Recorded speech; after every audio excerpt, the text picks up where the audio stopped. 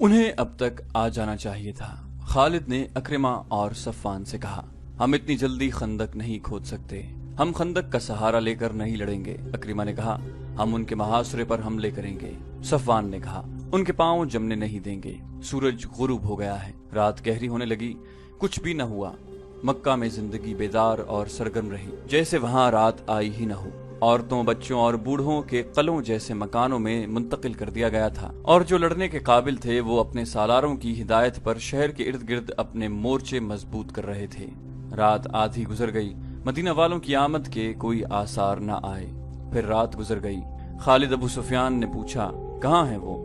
अगर तुम ये समझते हो कि वो नहीं आएंगे तो ये बहुत खतरनाक फरेब है जो तुम अपने आप को दे रहे हो। खालिद ने कहा, मोहम्मद सल्लल्लाहु अलैहि वसल्लम की अक्ल तक तुम नहीं पहुंच सकते।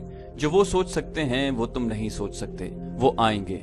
उस वक्त तक मुसलमान चंद एक मार के दूसरे कबीलों के खिलाफ लड़कर अपनी धाक बिठा रहे हैं। इनमें गज़वा खैबर एक बड़ा मार्का था, उन्हें जंग का तजुर्बा हो चुका था। अबू सुफियान ने कहा, अबू सुफियान, खालिद ने कहा, मैं तुम्हें खबरदार करता हूँ कि मुसलमान अब वो नहीं रहे जो तुमने ओहद में देखे थे। अब वो लड़ने के माहिर बन चुके हैं, उनका अभी तक सामने आना भी एक चाल है। अबू सुफियान कुछ कहने ही लगा था कि एक शुतर सवार नजर आया जिसका ऊंट बहुत तेज रफ्तारी से दौड़ता आ रहा था। अबू सुफियान और खालिद के करीब आकर उसने ऊंट रोका और कूद कर नीचे आया। मेरी आंखों ने जो देखा है वो तुम नहीं मानोगे। शुतर सवार ने कहा, मैंने मुसलमानों को हुदैबिया में खैमजन होते देखा है। वो मोहम्मद सल्लल्लाहु अलैहि वसल्लम और उसका लश्कर नहीं हो सकता। अबू सुफियान ने कहा, खुदा की कसम, मैं मोहम्मद सल्लल्लाहु अलैहि वसल्लम को इस तरह पहचानता हूँ जिस तरह तुम दोनों मुझे पहचानते हो। शुतर सवार ने कहा, और मैंने ऐसे और आदमियों को भी पहचाना है जो हम में से थे लेकिन उनके साथ जा मिले। हुदैबिया मक्का से 13 मील दूर मगरिब में एक मकाम था।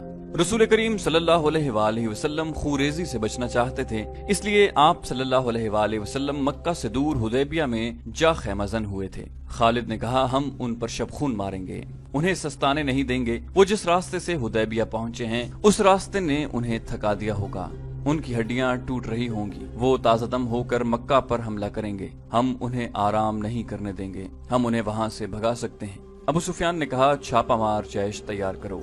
रसूल अकरम सल्लल्लाहु अलैहि वसल्लम ने अपनी खैमागाह की हिफाजत का इंतजाम कर रखा था। घुड़सवार जैश रात को खैमागाह के इर्द गिर्द गश्ती पहरा देते थे, दिन को भी पहरे का इंतजाम था। एक और घुड़सवार जैश ने अपने जैसा एक घुड़सवार जैश देखा जो खैमागाह से दूर आहिस्ता आहिस्ता चला जा रहा था। मुसलमान सवार इन सवारों की तरफ चले गए। वो कुरैश के सवार थे जो वहां न रुके और दूर चले गए, क्योंकि देर बाद वो एक और तरफ से आते नजर आए और मुसलमानों की खैमागाह से थोड़ी दूर रुक कर चले गए। दूसरे रोज वो सवार खैमागाह के करीब आ गए। अब के मुसलमान सवारों का एक जैश जो खैमागाह से दूर निकल गया था वापस आ गया। उस जैश ने उन सवारों को घेर लिया। उन्होंने घेरे से निकलने के लिए हथियार निकाल लिए। उनमें झड़प हो गई, लेकिन मुसलमान सवारों के कमांडर ने अपने सवारों को रोक लिया। इन्हें निकल जाने दो। जैश के कमांडर ने कहा, हम लड़ने आए होते तो इनमें से एक को भी जिंदा न जाने देते। वो मक्का के लड़ाका सवार थे। उन्होंने वापस जाकर अबू सुफियान को बताया, चंद और सवार को भेजो। अबू सुफियान ने कहा, एक शबखून मारो।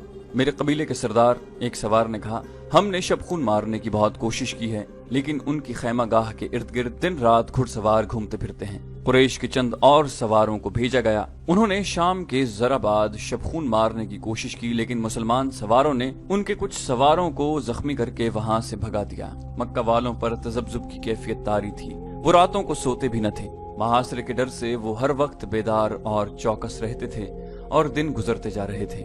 आखिर एक रोज मक्का में एक मुसलमान सवार दाखिल हुआ। ये हजरत उस्मान रजी अल्लाह अन्हु थे। उन्होंने अबू सुफियान के मुतालिक पूछा। अबू सुफियान ने दूर से देखा और दौड़ा आया। खालिद भी आ गया। हजरत उस्मान रजी अल्लाह अन्हु ने कहा, मैं मोहम्मद रसूलुल्लाह सल्लल्लाहु अलैहि वसल्लम का पैगाम लेकर आया हूँ। हम लड़ने नहीं आए, हम उम्रा करने आए हैं। उम्रा करके चले जाएंगे। अबू सुफियान ने कहा, अगर हम इजाजत न दे तो?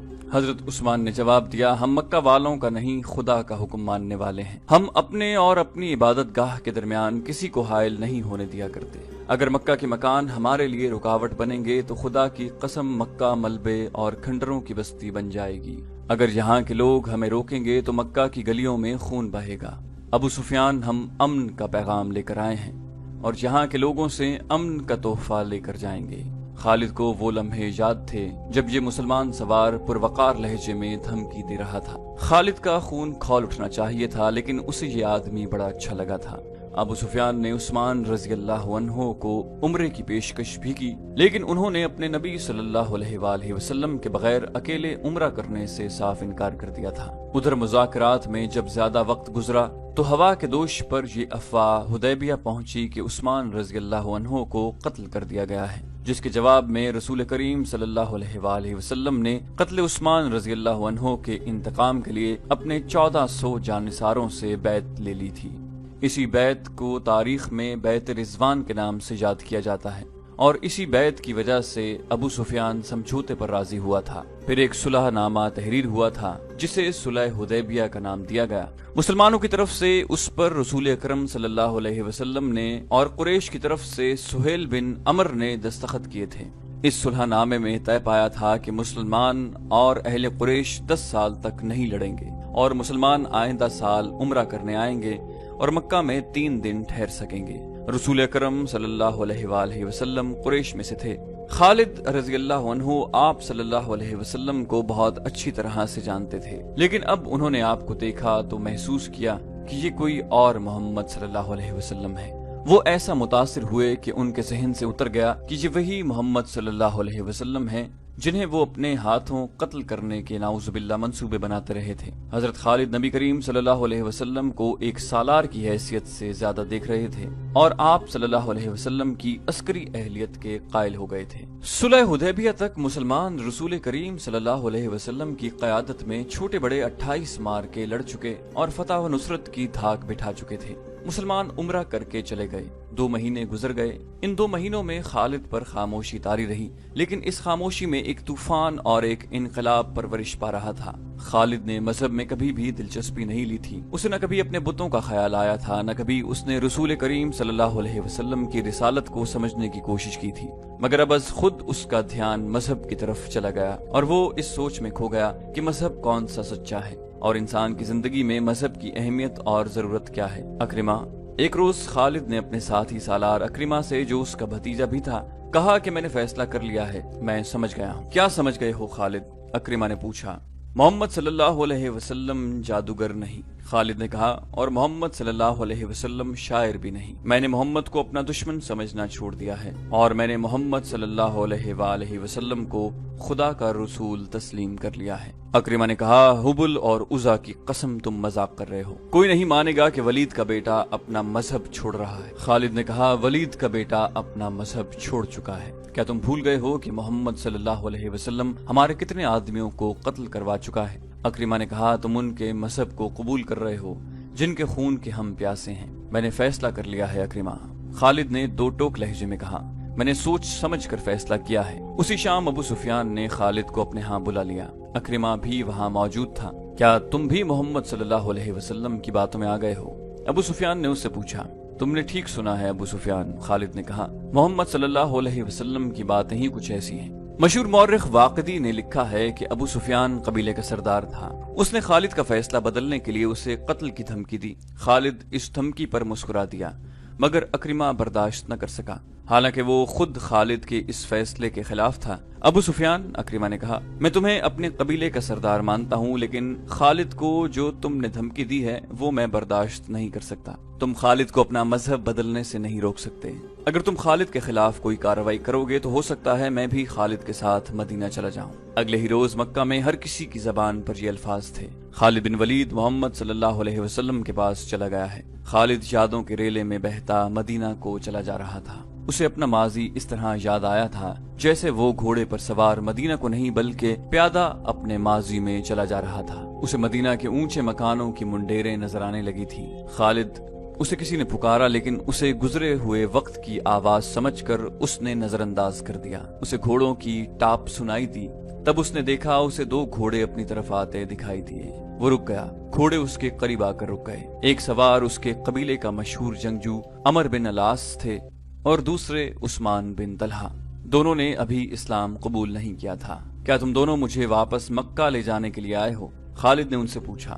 عمر بن العاص نے پوچھا، تم کہاں جا رہے ہو؟ خالد نے پوچھا تم دونوں کہاں جا رہے ہو؟ خدا کی قسم ہم تمہیں بتائیں گے تو تم خوش نہیں ہوگے، عثمان بن طلحہ نے کہا۔ ہم مدینہ جا رہے ہیں۔ عمر بن العاص نے کہا بات پوری کرو عثمان۔ خالد ہم محمد صلی اللہ علیہ وآلہ وسلم کا مذہب قبول کرنے جا رہے ہیں۔ ہم نے محمد صلی اللہ علیہ وآلہ وسلم کو خدا کا سچا نبی مان لیا ہے، پھر ہم ایک ہی منزل کے مسافر ہیں۔ خالد نے کہا آؤ اکٹھے چلیں۔ یہ 31 مئی 628 عیسوی کا دن تھا جب تاریخ اسلام کے دو عظیم جرنیل خالد بن ولید رضی اللہ عنہ اور عمر بن العاص رضی اللہ عنہ مدینہ میں داخل ہوئے۔ ان کے ساتھ عثمان بن طلحہ رضی اللہ عنہ بھی تھے۔ تینوں رسول کریم صلی اللہ علیہ وآلہ وسلم کے حضور پہنچے۔ سب سے پہلے خالد بن ولید رضی اللہ عنہ اندر گئے، ان کے پیچھے عمر بن العاص اور عثمان بن طلحہ رضی اللہ عنہ گئے۔ تینوں نے قبول اسلام کی خواہش ظاہر کی۔ رسول اللہ صلی اللہ علیہ وآلہ وسلم اٹھ کھڑے ہوئے اور تینوں کو باری باری گلے لگایا۔ شہیدوں کو دل سے اتار دیں۔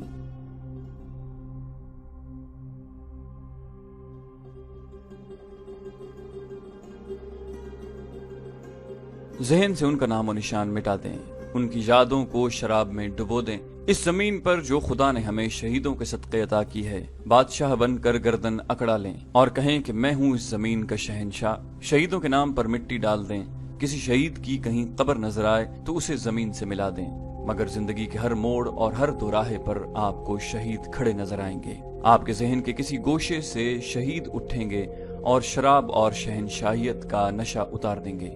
جس نے تخت و تاج کے نشے میں شہیدوں سے بے وفائی کی، وہ شاہ سے گدا اور ذلیل و خوار ہوا، کیونکہ اس نے قرآن کے اس فرمان کی حکم عدولی کی کہ شہید زندہ ہیں، انہیں مردہ مت کہو۔ عرب کے ملک اردن میں گمنام سا ایک مقام ہے جس کا نام موتا ہے۔ اس کے قریب سے گزر جانے والوں کو بھی شاید پتہ نہ چلتا ہوگا کہ وہاں ایک بستی ہے۔ اس کی حیثیت چھوٹے سے ایک گاؤں سے بڑھ کر اور کچھ بھی نہیں، لیکن شہیدوں نے اردن کے بادشاہ کو اپنی موجودگی کا اور اپنی زندگی کا جو انہیں اللہ تعالیٰ نے عطا کی ہے احساس دلا دیا ہے۔ وہ جس مارکے میں شہید ہوئے تھے وہ 13.5 صدیاں پہلے اس مقام پر لڑا گیا تھا۔ پھر یہ مقام گزرتے زمانے کی اڑتی ریت میں دبتا چلا گیا۔ کچھ عرصے سے موتا کے رہنے والے ایک عجیب صورتحال سے دوچار ہونے لگے۔ آج بھی وہاں چلے جائیں اور وہاں رہنے والوں سے پوچھیں تو وہ بتائیں گے کہ ان میں سے کوئی نہ کوئی آدمی رات کو خواب میں دیکھتا ہے کہ 13.5 صدیاں پہلے کے مجاہدین اسلام چل پھر رہے ہیں۔ کفار کا ایک لشکر آتا ہے اور مجاہدین اس کے مقابلے میں جم جاتے ہیں۔ ان کی تعداد تھوڑی ہے اور لشکر کفار مانند سیلاب ہے۔ مارکا بڑا خونریز ہے۔ یہ خواب ایک دو آدمیوں نے نہیں بلکہ بہت سے آدمیوں نے دیکھا ہے، اور کسی نہ کسی کو یہ خواب ابھی تک نظر آتا ہے۔ یہ لوگ پڑھے لکھے نہیں، انہیں معلوم نہیں تھا کہ 13.5 صدیاں پہلے یہاں حق و باطل کا مارکا لڑا گیا تھا، مگر ان کے خوابوں میں شہید آنے لگے۔ یہ خبر اردن کے ایوانوں تک پہنچی۔ تب یاد آیا کہ یہ وہ موتا ہے جہاں مسلمانوں اور عیسائیوں کی ایک لڑائی ہوئی تھی۔ یہ عیسائی عرب کے باشندے تھے۔ شہیدوں نے اپنے زندہ ہونے کا ایسا احساس دلایا کہ اردن کی حکومت نے جنگ موتا اور اس جنگ کے شہیدوں کی یادگار کے طور پر ایک نہایت خوبصورت مسجد تعمیر کرنے کا احکام جاری کر دیا۔ مسجد کی تعمیر 1868 میں شروع ہوئی تھی۔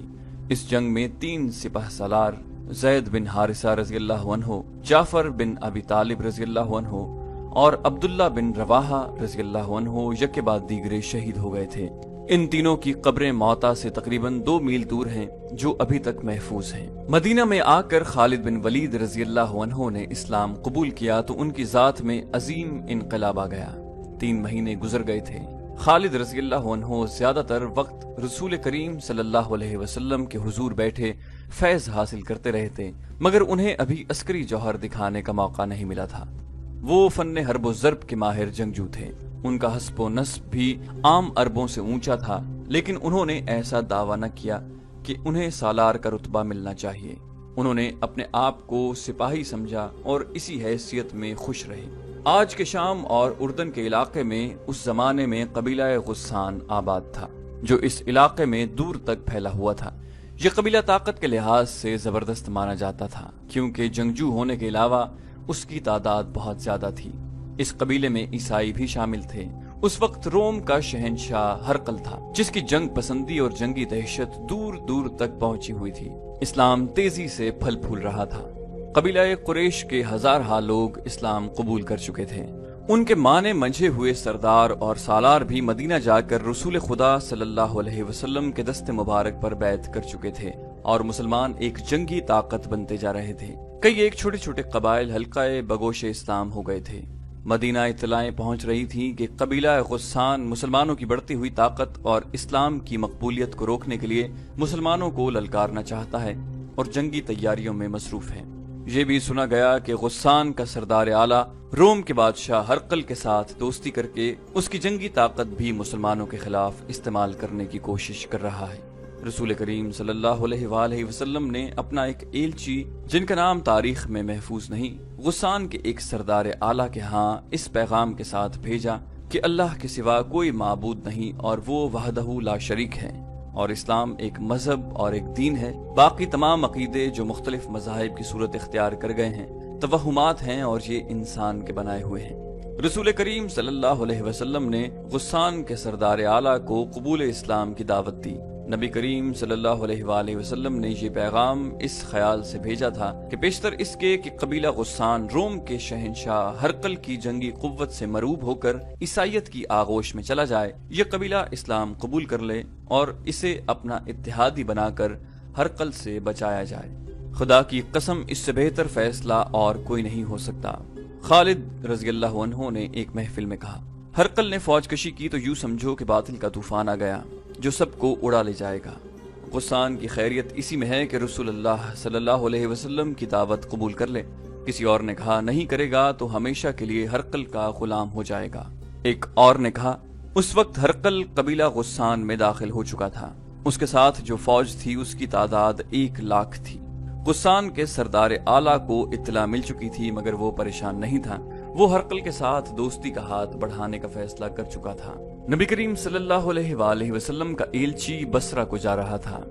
غسان کا دارالحکومت بصرہ تھا۔ ایلچی کے ساتھ ایک اونٹ پر لدے ہوئے زاد راہ کے علاوہ 3 محافظ بھی تھے۔ بڑی لمبی مسافت کے بعد ایلچی موتا پہنچا اور اس نے ذرا سستانے کے لیے اپنا مختصر سا قافلہ روک لیا۔ قریب ہی قبیلہ غسان کی ایک بستی تھی۔ اس کے سردار کو اطلاع ملی کہ 4 اجنبی بستی کے قریب پڑاؤ کیے ہوئے ہیں۔ سردار نے، جس کا نام شرجیل بن عمر تھا، مدینہ کے ایلچی کو اپنے ہاں بلایا اور پوچھا کہ وہ کون ہیں اور کہاں جا رہے ہیں۔ ایلچی نے جواب دیا، میں مدینہ کا ایلچی ہوں اور بصرہ کو جا رہا ہوں۔ میں رسول خدا صلی اللہ علیہ وآلہ وسلم کا پیغام تمہارے سردار اعلیٰ کے لیے لے جا رہا ہوں۔ کیا تم قبیلہ قریش کے محمد صلی اللہ علیہ وسلم کی بات کر رہے ہو؟ شرجیل بن عمر نے طنزیہ لہجے میں پوچھا۔ پیغام کیا ہے؟ پیغام یہ ہے کہ اسلام قبول کر لو، ایلچی نے کہا، اور باطل کے عقیدے ترک کر دو۔ کیا تم یہ سمجھتے ہو کہ میں اپنے سردار اعلیٰ کی اور اپنے مذہب کی توہین برداشت کر لوں گا؟ شرجیل بن عمر نے کہا، اگر تم زندہ رہنا چاہتے ہو تو یہیں سے مدینہ واپس چلے جاؤ، میں بصرہ کے رستے سے ہٹ نہیں سکتا۔ ایلچی نے کہا، یہ رسول اللہ صلی اللہ علیہ وآلہ وسلم کا حکم ہے، جس کی تعمیل میں فخر سے اپنی جان دے دوں گا اور میں بڑے فخر سے تمہاری جان لوں گا، شرجیل بن عمر نے کہا اور اپنے آدمیوں کو اشارہ کیا۔ ایلچی کے 3 محافظ باہر بیٹھے تھے۔ اندر سے 3 آدمی نکلے، وہ کسی کی خون آلود لاش گھسیٹتے ہوئے باہر لا رہے تھے۔ محافظوں نے دیکھا کہ لاش کی گردن کٹی ہوئی تھی، انہوں نے پہچان لیا یہ ان کے ایلچی کی لاش تھی۔ شرجیل بن عمر باہر آیا، تم اس کے ساتھی تھے؟ شرجیل نے محافظوں سے کہا، مجھے یقین ہے کہ اس کے بغیر تم بصرہ نہیں جاؤ گے۔ ایک محافظ نے جواب دیا، نہیں، پیغام اس کے پاس تھا۔ شرجیل نے کہا، جاؤ مدینہ کو لوٹ جاؤ اور محمد صلی اللہ علیہ وسلم سے کہنا کہ ہم اپنے قبیلے اور اپنے عقیدے کی توہین برداشت نہیں کیا کرتے۔ اگر یہ شخص بصرہ پہنچ جاتا تو وہاں قتل ہو جاتا۔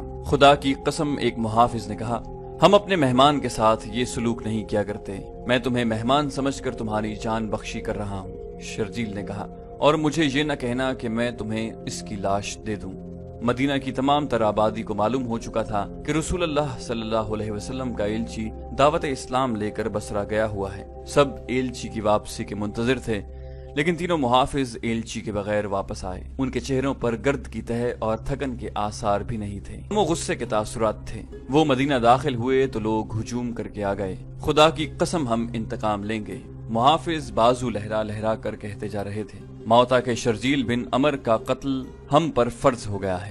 جب یہ خبر رسول اللہ صلی اللہ علیہ وآلہ وسلم کو ملی تو باہر مدینہ کی آبادی اکٹھی ہو گئی۔ عربوں کے رواج کے مطابق قتل کی سزا قتل تھی۔